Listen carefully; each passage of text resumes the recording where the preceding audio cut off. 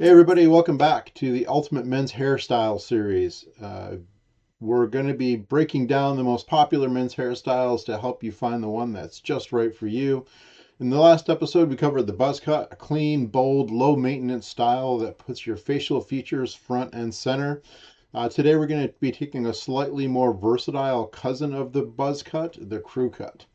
It's been my favorite for decades because it works in almost every environment, from the office to the gym to a night out. It's clean, masculine, and requires very little styling while giving you enough hair to create shape and texture when you do go out.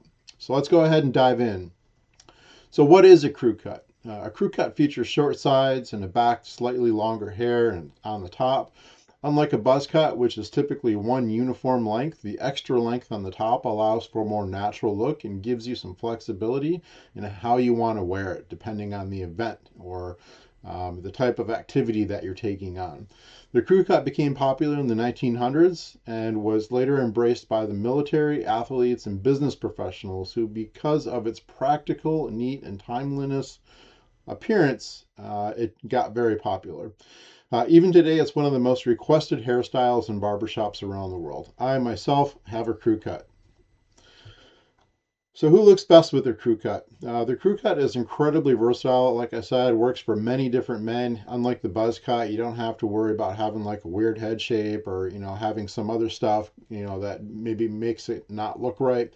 It gives you a lot more flexibility in how you can actually use it. So, but still, just like a buzz cut, it's similar in that it typically works best with like an oval shaped face.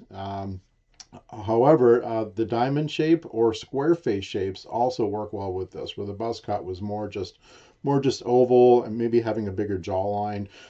You can get away with a lot more with the crew cut. That's what makes it so versatile. It can also help balance out round faces by creating a little extra height on top as well. So if you do have that round face and you want to have more of an oval look, wearing it a little bit high, maybe kind of like I am now, given I just kind of woke up, will make your whole head look a little more oval, and you can just kind of play around with that a little bit.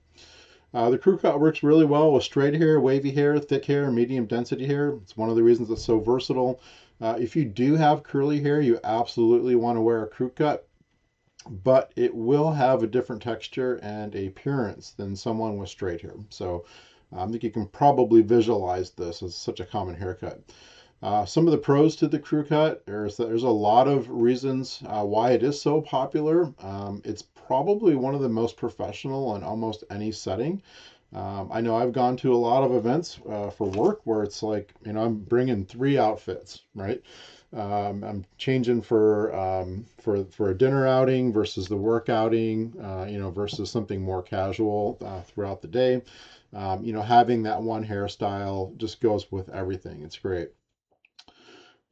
Because there's a little extra length on top, it does offer more personality as well than a buzz cut without requiring much additional effort. It's still pretty easy to maintain.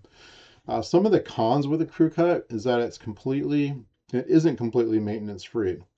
To keep you looking sharp, you'll probably want to get a haircut like every 3 to 4 weeks. That's typically what I do. You'll also want a small amount of styling product that you want for texture or volume. I've got a couple of different products that I use. It depends on how long it is. If I've just gotten my haircut, a lot of the times I won't put any product in, and it'll be fine when it gets a little bit longer. It tends to get a little floofy, and I gotta get some product to kind of weigh it down and style it a bit. If your hairline is receding significantly, there may be a better hairstyle option that can create a little bit more balance. Maybe this one isn't the right one for you. For styling tips, one of the biggest advantages of the crew cut is that styling takes less than a couple of minutes, right? A small amount of matte clay or matte paste usually works really well. Just rub the product between your hands, smooth it out. You don't want clumps. Work it through your hair and style it forward, upward, and then slightly to the side, depending on your preference. The goal is to have a really natural finish, not a stiff, like shiny look, but just have it look very sort of organic and kind of soft, right? Um, So I can show you a couple of pictures here, which I would like to do. So this is a pretty classic style here, and similar to a buzz cut, you can really kind of get the sides really short and kind of high, and then it'll accentuate some of those facial features, kind of like the buzz cut that we were talking about. Or if you have a really good jawline, you can have like shorter sides, a little bit higher up, and then work in a thinner beard to make that to make some of your facial features like a jawline stick out, right? So that can be really helpful. Similarly, sometimes people will put little accents, like this guy's got a little line in his in the side of his hair. So that's something that you can do as well. This guy looks a little angry for some reason. It seems to be a theme here. So these guys with the lines seem to be a little bit more serious. Maybe if you want a really serious and kind of imposing look, you could do some extra lines in the side. That seems to be the theme. But here's another one where this is obviously a lot shorter. It's not quite a buzz cut because it is faded in. This is technically a crew cut, but you can get it as short as you want on the bottom and slowly fade it into a longer top. Typically it would be longer on the top, but then again, you can use the beard to really sort of transition that into your facial features and make the whole thing kind of work together. So it's one of the greatest parts of the crew cut. Okay, and then if I were to just show you, yeah, so those are some good examples there. So if you're going to go into your barber, or you want to know what to ask for, don't just go in and ask for a crew cut. He's not going to be totally sure what you want. So just like those images that I showed you, there's a lot of variation into what a crew cut actually is. So go in and tell your barber, how short you would like the sides. I do a number 4 on the side. I don't taper it into my higher hair. I just get a number 4 all the way across, and then I'll fade it in right around here. And then usually I'll kind of have it off to the side a bit. I've got a couple of colics actually. I've got one here, and I've got another one kind of back here. They're not too bad, but they have to work with that a bit. And then I'll usually do my beard so it thins out a little bit and transitions, and then it stays pretty thin, and then kind of comes down. So kind of like the picture that I had shown here. Actually, these are both of these pictures are pretty much the same. So not these guys, but like this. So and this is thinner than mine, obviously, but I'll have it be consistent on the sides all the way down, and then it'll continue that through my things. Forgot what they're called.